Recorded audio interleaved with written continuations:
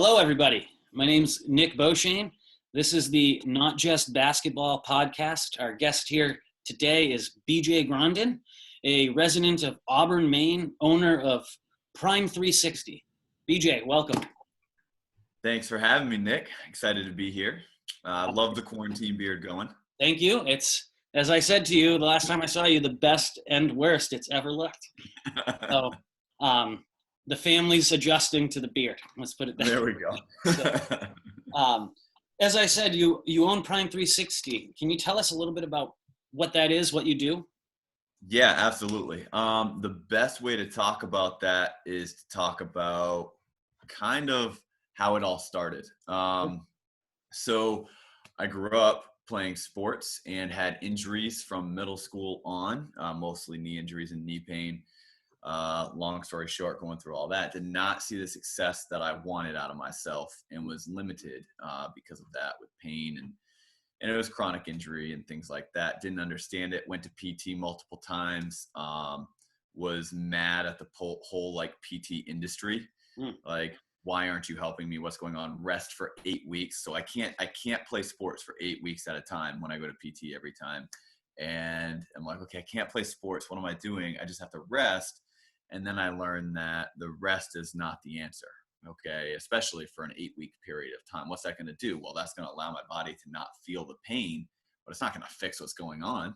Atrophy. Right. So I'm like, so I got very frustrated at my lack of success and honestly had like a little blame game going, which is not what I would portray nowadays. Not something I believe in. And now hindsight, it's all my fault. I could have done my research and done more to learn more about it, to fight through it, whatever I needed to do to figure it out. And ended up at the University of Texas after graduation. And when did you graduate high school? I graduated high school 2007. Okay. And then graduated college 2011, moved to Texas in 2012. So I met their assistant strength coach at a seminar. And I asked him a question after the seminar, and he said, why don't you come down and do an internship? And I said, wow, okay. And I had talked to the Kansas strength coach for basketball and the Maryland strength coach for basketball as well. And the Maryland strength coach for basketball, Kyle Tarp, great guy. He was actually an intern at Texas before he went and took the Maryland job. Okay. So I was like, oh, well, I might as well just go to Texas and learn from these people because they're saying stuff that I don't understand. Other people were saying concepts that I understood and I was putting together. Sure. Logan was talking about things. I'm like, what is this guy talking about? I don't get it. I have to go learn from him. So I just pack up my bags. I leave for Texas. And this is not a school internship. This is me pursuing a career kind of deal. So I'm working with the players. It's very different. Pack up my bags. I head to Texas. I don't have a place to live. I'm road tripping to Texas. Like, I'm just going to figure this out when I get there. I need to be there. I can't figure out how to find a place to live. I'll just figure it out. So I get there. 2012, 2013? 2012, 2013 season is when I'm there. So I move in 2012 in the fall, intern there. My original plan is like, okay, I only have so much savings to stay down there for, a few months to learn what I can and then move on. And they convinced me to stay for the whole year, So learned so much. Within 2 weeks of being there, any knee pain I had, gone. Oh yeah. Yep. Yeah. And not from anything I did. This was all we had like class, like learning their methodologies in like each week. And so we're sitting there as a group learning, and then I'm volunteering to be the subject every time. There's like 4 or 5 of us, and I'm like, I'll be the subject, work on me. I'll be the subject, work on me. I talk about what's going on. I'm a case study. Logan works with me, does some things. I'm learning about movement, 3 planes of motion. Knee pain is gone, has not come back. So again, this is 2012, 2013, 2 weeks of being there. Out of knee pain, haven't felt it since. After seeing your whole high school athletic career ruined by pain. Yeah. I mean, not ruined by pain. I mean, I could have been mentally stronger and things like that, but it was not helpful, right? So I don't want to dramatize that or whatever. But I was in pain and it wasn't fun. Let's put it that way. Absolutely. So then, I'm up for some certain jobs and some big time jobs that I was really excited about pursuing, being, the best strength and conditioning coach in college basketball. That's my goal. I decided to come home for a little bit. Home is where again? Where are you from? Mechanic Falls, Maine. Okay. So just down the street from Auburn. So I come home. I have a little sister. She's 11 years younger than me. So at the time, she's in middle school. Mm-hmm. She had a hard time with me being away. I'm big brother, but also, there's that different like parenting kind of role there with the age difference. Grandmother had some health issues. So I said, what, I'm staying home for the summer. Decide, what, bigger things in life than my career and chasing that dream. I'm going to open a business back here in Maine and do what I love here in Maine, being close to my family, because that's one of my major values. Yeah. So when was that? When did you move back? So that was June of 2013. 2013. Okay. Yeah. So that crash course in Texas lasted one season, and you took what you learned there and brought it home with you? Absolutely. And then continued my learning. So I got this huge thirst there. So I had a thirst for knowledge anyways, but then it was like, there's this whole other rabbit hole I can go down now. One of the things that you said that I found really fascinating was that when you were trying to figure out which of those universities you were going to go to, that the draw was the unknown. And you made this choice where that was something that you wanted to pursue as opposed to avoid. And I think a lot of times people end up having that decision to make where either they have to expose themselves to something they're not comfortable with in terms of learning or in terms of physically doing. And you got that choice of, is this something that I want to run towards or run away from? And I think that's really cool that you made that choice and that it was kind of an instinctive choice that you made too. Yeah, it was like a need. It was like, what, I'm just going to do this, just figure it out, So yeah, I get back in Maine to start my business. I'm like, okay, now I need a business name. What do I call it? Well, we do performance, so I came from Texas. We're working with highest caliber athletes. Sure. So, we want to work on performance just like we're doing there, but we're also working on rehab or restoration in a realm as well. And it's all through movement. Mm-hmm. So we called it performance and restoration in movement exercise or movement enhancement through 360 degrees of motion, hence Prime 360. Now that's a mouthful. So we kind of cut that out of the tagline and everything because that's a lot. So we just call it Prime 360 Performance and Lifestyle Coaching. I love how you were able to sneak an acronym into the meaning of the grant. Really appreciate that.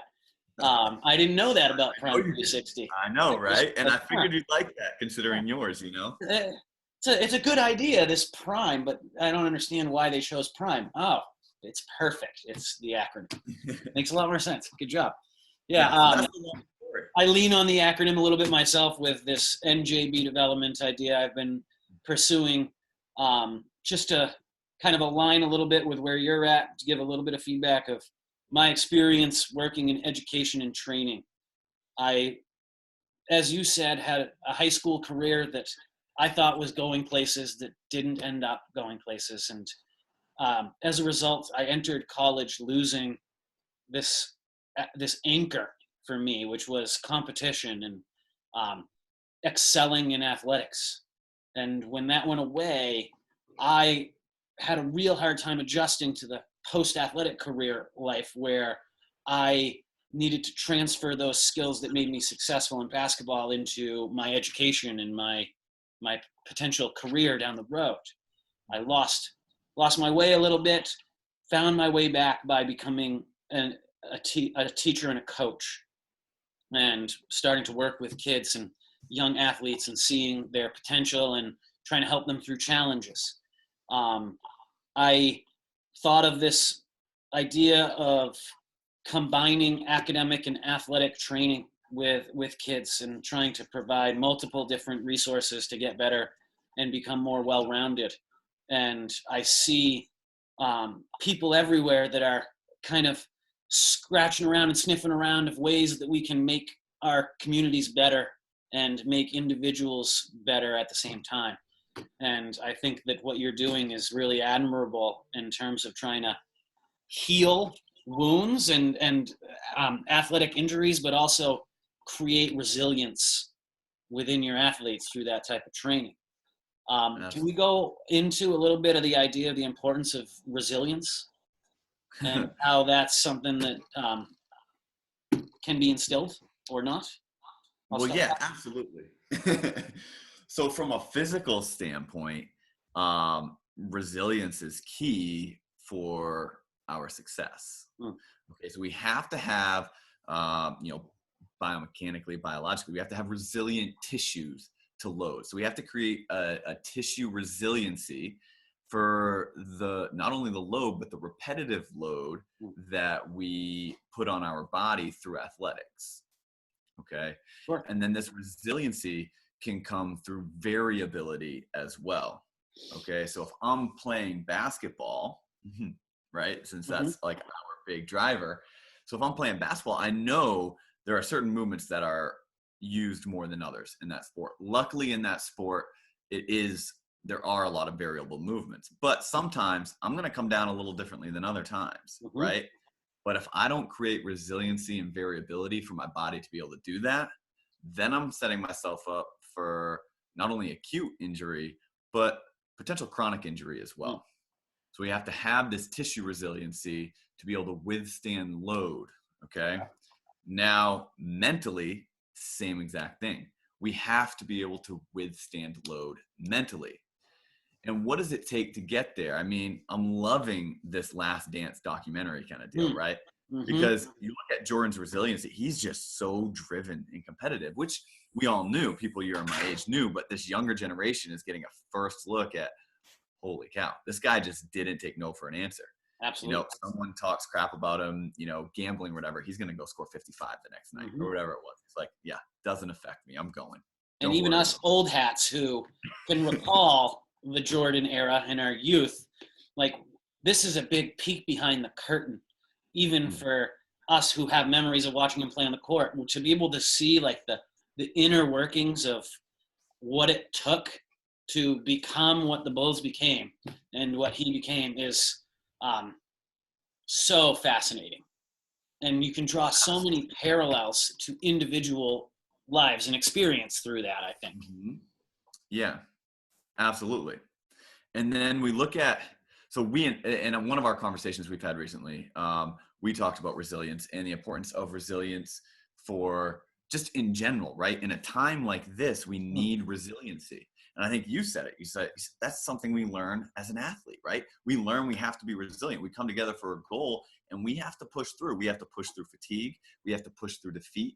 We have to push through adversity. What's happening right now? We may be getting tired of hearing certain things. We may be tired of staying at home. We may be tired of doing these other things and have this mental fatigue. But as an athlete, we are primed and we are prepared to handle this.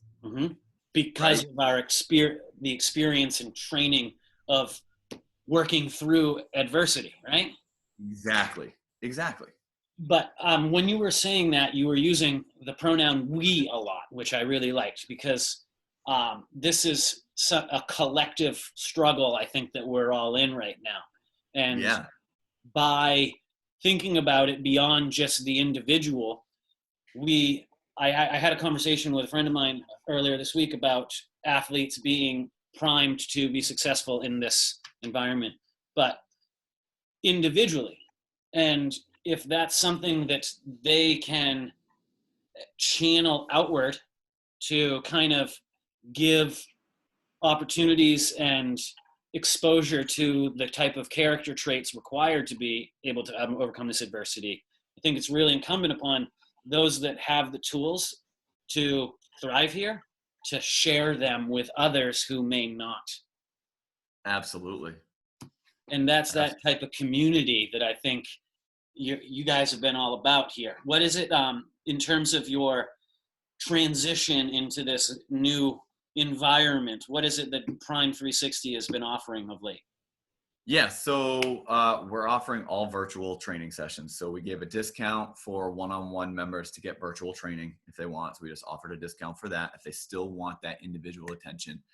Other than that, we originally started offering, our group classes that we already have online, whether that be our adult population who are athletes within themselves, or our young athlete population, which are typically, middle school, high school, maybe even some college kids. We don't have a ton of those rolling through right now. Considering the time, but that group of kids. So we have groups that we're running, and we were charging our normal rates with that. Yep. And then that was just for a little bit. And then as soon as May hit and we got this extra month of, gyms can't open, things like that, we understand we're not going to have any groups for a minute. So in the month of May, we don't know if anyone's going to get to a gym. We don't know how people are going to move, how they're going to feel about this. So what we did is we said, you know what? We love our support from our community. We're going to reach out to everyone we're already working with. We reached out. We said, look, we don't expect you to pay full price. You know, we can offer a half price virtual discount. Yeah. Pretty much all of our members said, we want to continue to pay full price. We want to support you because we're part of such a strong community that people respect and love what we do. And we're very appreciative of that. So we took that and we said, you know what? We appreciate that. Here's what we're going to do. We're then going to roll it out and we're going to say, you know what? We're going to offer a 3-tiered pricing program. If you would like to pay our full price at whatever, you know, you're doing, if you're doing a monthly rate or a per session rate, whatever. But if you don't have the funds or the means to do that, because again, we're a collective, we're all in this together, then pay a half rate virtual session, you know, so half price. And you know what? If you can't afford that, but you need to move, come for free. Okay. We don't care. You know, we want your support. If you're able to chip in anything, great. If not, great. We're happy that you're here and you're moving. So spread it with anyone and everyone you know. Let everyone in on this, that they can come for free. And even if they have the money or just like, you know what, I don't think whatever, you know, come in, come move. We want How to do provide people that. access this program, DJ? Because I think that's crucial. Yeah, absolutely. They're just emailing and signing up. So they're emailing me, bj@prime360training.com, and signing up. And then we're sending them a Zoom link. Okay. We're doing it all through Zoom. Great. Make sure we circle back on that link, email again, because I think that there's going to be a real opportunity to reach a whole different clientele as well, because athletes are going to need training, but just human beings are going to need to get out and move again too. Yeah, so to exactly. be able to provide that is going to be a real benefit to the community. I think that really shows what it is that you've been able to provide this community, that your clients are willing and feel the need to continue patronizing you guys because of what you've provided them. Can you talk about other things that you've done in the community as an organization, but also as an individual, to help strengthen this community in terms of your volunteerism? Yeah. So growing up, actually in high school, I grew up volunteering and through high school coached Special Olympics basketball. Wow. So that was a huge passion of mine. You know, I'm a huge firm believer in equality. Hence why I'm engaged to the woman I am. She's very, very strong, powered in the female community and about female equality. So, yeah. Which is great. I have a diverse friend group and I'm all about equality for my friend group. And I'm very naive to some of the social things that happen to Black community or a Hispanic community or anything like that. I'm very naive because I have friends within that community and I don't see it because I'm just used to being around them. Right. Sure. And then in the respect of any mental disabilities, I have friends in that community as well. And it's sad to see them treated poorly or anything like that and not be given opportunities. So that was a big part of my volunteerism. I try to, you know, we offer discounts for school programs for what we do. So we do our performance training in the school systems. We offer discounts to the programs that we work with. So it's not an overabundant amount of funds for them to pay so that athletes can have access to what we're doing. Sure. Shout out Lewiston High School, Lady Blue Devils.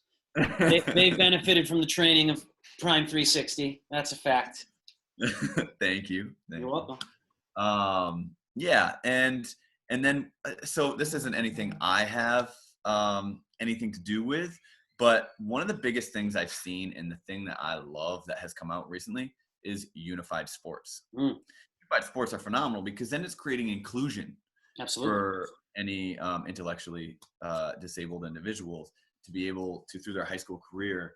And I know kids, I've worked in special ed classrooms and volunteered some time skiing with special education groups. Yeah. And it's to see the joy out of these kids when after a game, when they score a basket, when they do well, and they go up to other people too, but when they come up to me and they say, did you see that bucket, and I'm like, yeah, I did. That was awesome. It's just the utter joy. And I wish other athletes didn't take that for granted as well.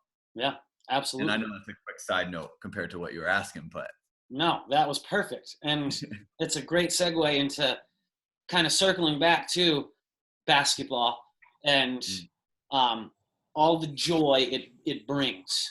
I think that one of the main connecting threads that the game's been able to weave throughout its history is to make it enjoyable to participate and to compete and to collaborate with your teammates in this common struggle. Exactly. There's something about that team sport, but basketball in particular, there's a real intimacy. You're not wearing a helmet. You're not geared up. It's you and your body and your teammates against this other team in that jersey. And it's feel free to jump in, but the joy that's required.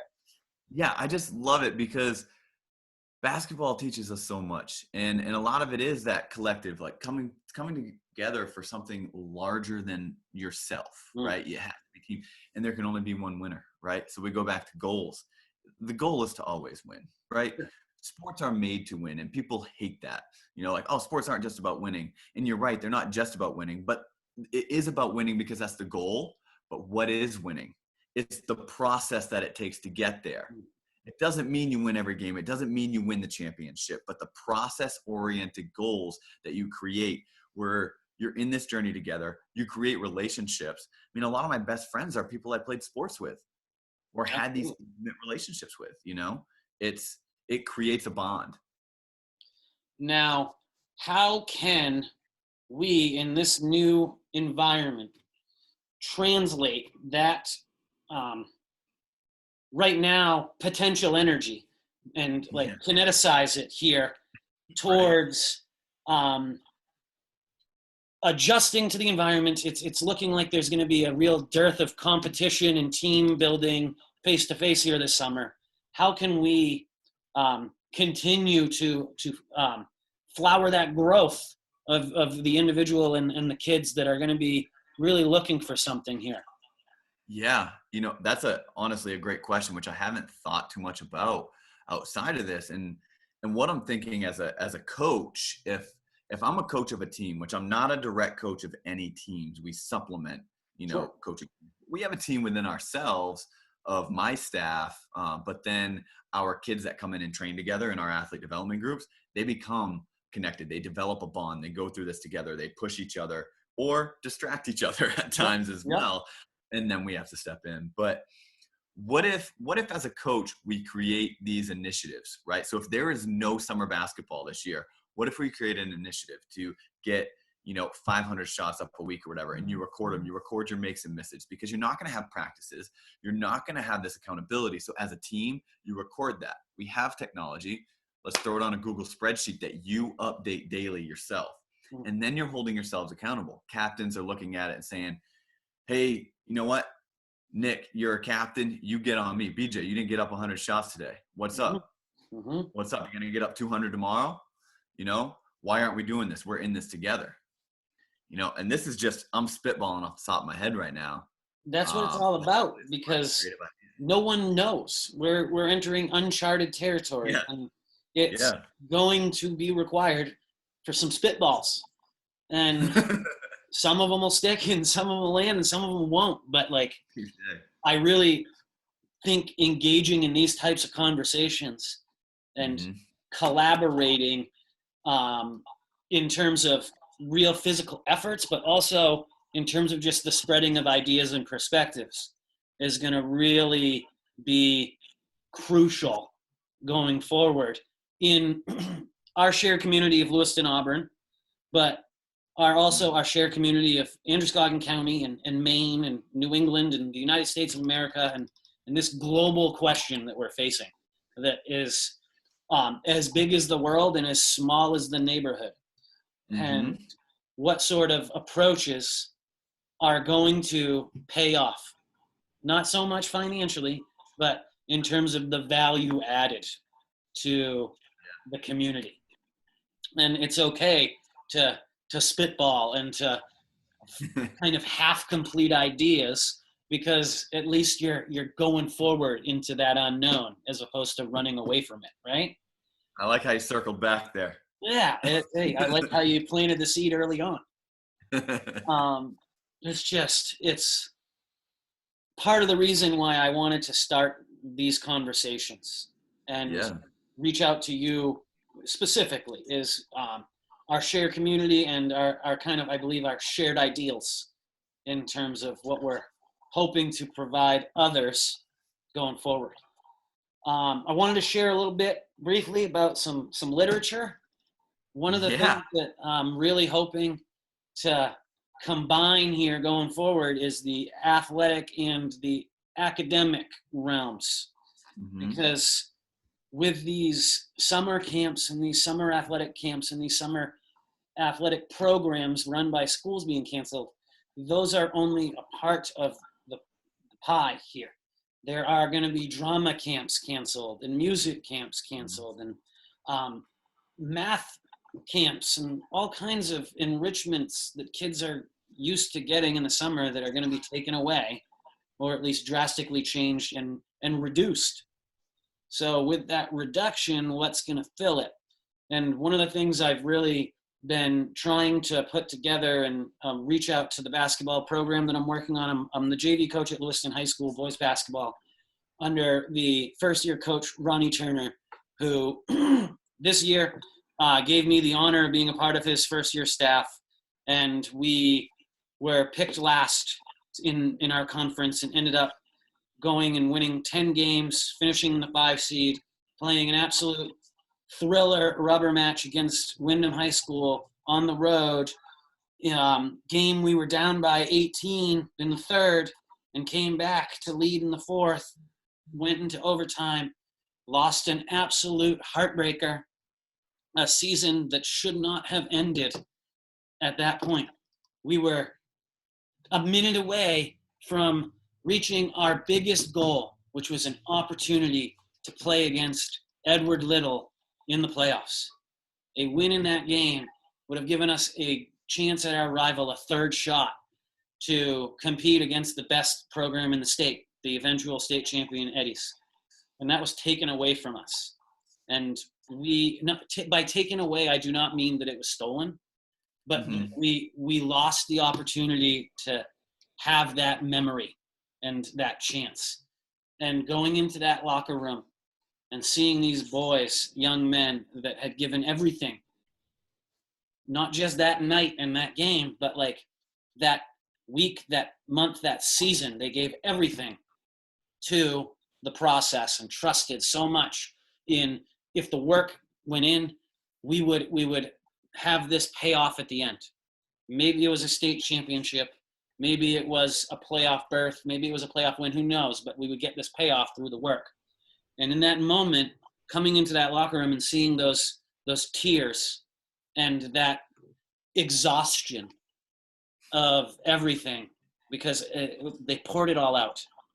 And they were empty at that point. We were empty. And it was the most raw feeling I had felt in a very long time in that room, where it got taken away. And the bus ride home was silent in the dark of night. And that experience of leaving the high school knowing that we didn't have practice the next day was so painful, but it was a feeling. You know what I mean? It made you feel. Right. You can feel success, you can feel failure, but we felt together that loss and that journey that we went on. And then the next morning, and I'll wrap up here with the next morning, at 5:30 in the morning, a group text message went out to our group chat with the team and the coaches, and a young sophomore who made a play that he regretted at the end of the game in overtime posted a video of him in his bedroom ripping off 25 push-ups. And later on that day, 12 kids had submitted to that group chat 25 push-ups. And from that point onward, literally less than 10 hours after that loss, this commitment to the process was reinstilled. And the second person to respond to that was a senior who had just lost his last game.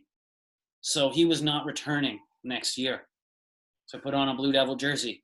Wow. But he made sure that he let everybody know that he's a part of this family and a part of this shared struggle, even though it was over for him. Mm-hmm. It wasn't. And it brings me to like near tears thinking about the camaraderie and the togetherness that was forged, and now the opportunity to continue it. And mm-hmm. how? Because these kids deserve that payoff. Yeah.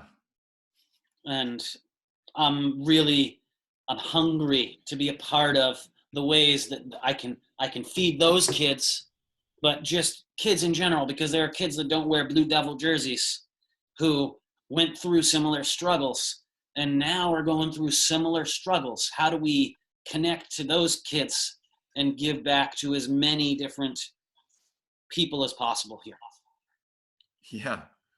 Yeah, absolutely. Especially like you're talking about in a time like this. Yeah. Right. There are struggles around. There are a lot of kids who are going to be missing their camps, their sports, their drama camps, their math camps.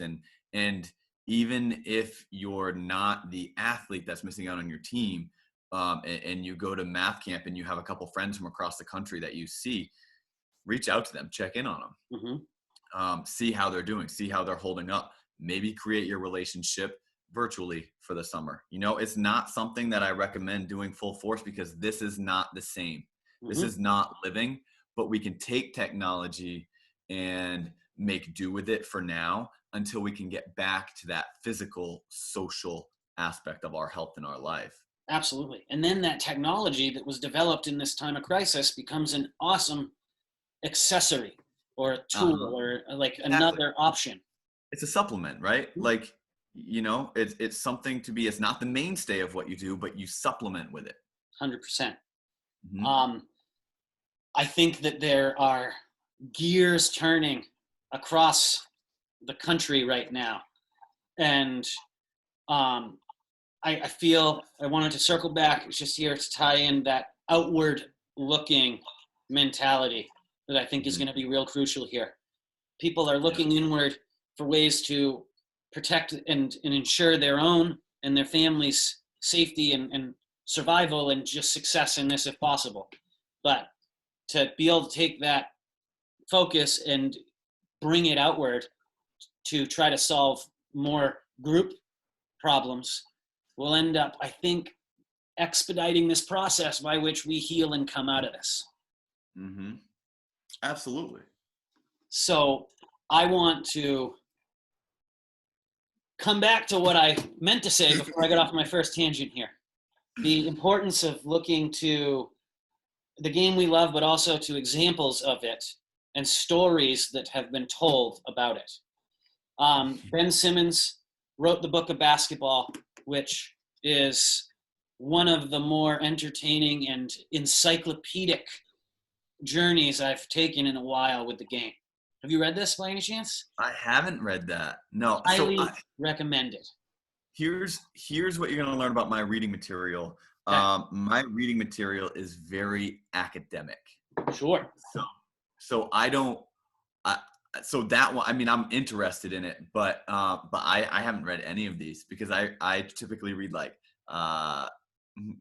like National Institute of Health Studies or you know, things like that, or books that are very academic, like The Fourth Phase of Water. Sure. Very like scientific, academic in that way. That's my brother, Alex, right there. Walking into a nice little podcast. Hey, Al. I'll be wrapping up soon, I promise. No worries. Al gets to play with our puppy, Tilly, back there that is just out of the screen, but a 4-month-old Newfoundland that has been passed out in the corner. Oh, that's great. She's a good girl. Alex is a good boy. Highly recommend this book if you have time to supplement some sort of non-academic material into your professional pursuits. Absolutely. Larry Bird's drive here autobiography written by Larry Bird in the probably mid-90s, shortly after his retirement.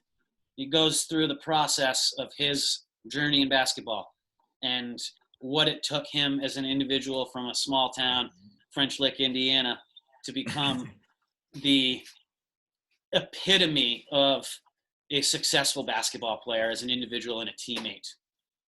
Highly recommend it to you and to anybody else who ends up seeing this. These are why I chose to introduce these two first. Bill Simmons is just this overarching look into the game of basketball. He traces it from the origins to the current times and tells all kinds of great stories about the journey in basketball. Larry Bird's individual process and experience as a player. And then this one that I read a long time ago and must again, an autobiography written by John Wooden. Those of you who are not familiar with him, John Wooden is the most successful college basketball coach in the history of that sport, arguably the most successful coach in the history of team sports in America. Led UCLA to 10 NCAA championships in 12 years, including an 81-game winning streak, I believe. And it wasn't about winning, though. Winning was the payoff. Mm-hmm. And the work required to be successful and to create success within a program and to lead by example and to pour the foundation required for people to be great. This is as good as it gets in terms of the individual and the book. Lastly, this book here that Bill Bradley's Values of the Game. Bill Bradley, are you familiar with Bill Bradley? Did I show that upside down? Maybe. It's sideways, so that's better there, though. Okay. Yes. Are you familiar with Bill Bradley at all? I'm not. So Bill Bradley, let me take a backward look for him. He is a retired senator from the state of New Jersey. He served 16 years as New Jersey's senator with distinction. And before that, he was I believe, 11-year professional basketball player for the New York Knicks. And he, among other things, in 1971, as a rookie, joined a New York Knicks team that ended up winning 2 championships in his first 3 years. And it's the last time that the New York metropolitan area has seen championship success at the professional level. It was in the early 70s where Bill Bradley was a part of it. Before his experience as a Knicks player, he was a Rhodes Scholar at Oxford University. He was selected, one of the few in the world to get selected to study at Oxford under the Rhodes Scholarship. And he did that. That postponed his athletic career because he starred at Princeton University for 4 years to the point where he was going to be drafted in the NBA. But instead of going to the NBA at first, he went to Oxford to study his Rhodes Scholarship. Came back as a 24-year-old rookie and joined a team at the same year that a 21-year-old rookie, Phil Jackson, joined the team. And Phil Jackson, the head coach of the Chicago Bulls during their dynasty, including The Last Dance, reflects in this book through the foreword that he wrote in 1998, the same year as they were pursuing their 6th championship and this book was released. Phil Jackson took the time to write the foreword for his former teammate, Bill Bradley. And Bill Bradley's book, Values of the Game, right here, after that foreword, Bill Bradley releases 10 essays that are the 10 values that he took from the game of basketball. And they are passion, you can't see it, I'm not going to turn it.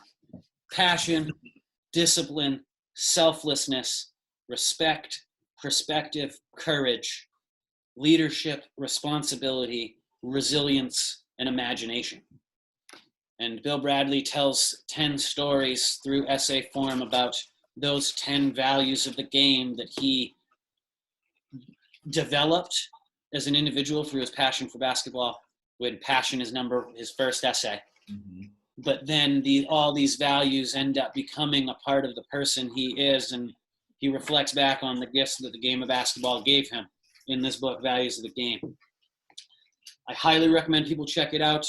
Right now, I'm in the process of video recording myself reading this book, and I'm going to be sharing it to my team and Coach Turner and I's program here to try to get the kids thinking a little bit and reinstilling that connection to the game they love through reconnecting with the values they're learning. And I look forward to sharing that with them and you and whoever else ends up seeing it here down the road. But thank you for humoring me while I talked about 4 books here, BJ. No, I love it. I love it. And I mean, I love reading. Honestly, in high school, I did not. I was not a reader by any means. I was playing sports and I like math, you know. Yeah. So Spark I was into, notes. like physics and stuff like that. So reading wasn't my thing, but ever since learning the value of education through reading and self-education through reading and how you can take different things, I've become a big time reader, even in a listener like Audible. So I try to do both. I have a much harder time with Audible though. So I try to read as well on top of that.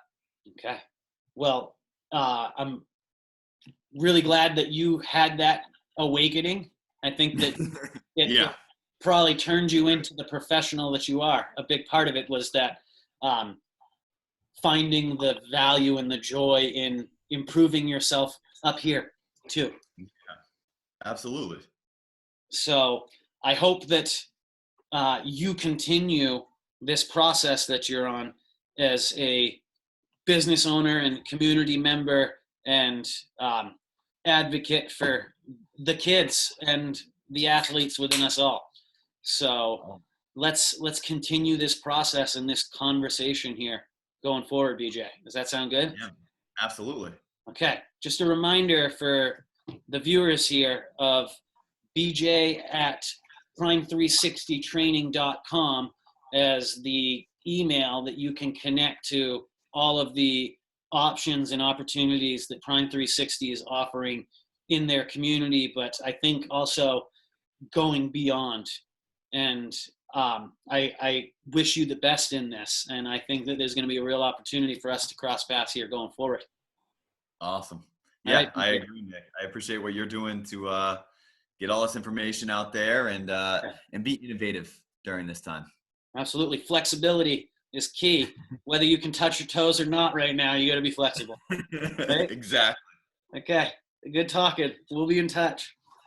Awesome. Thank you. Yeah, BJ. Thanks a lot.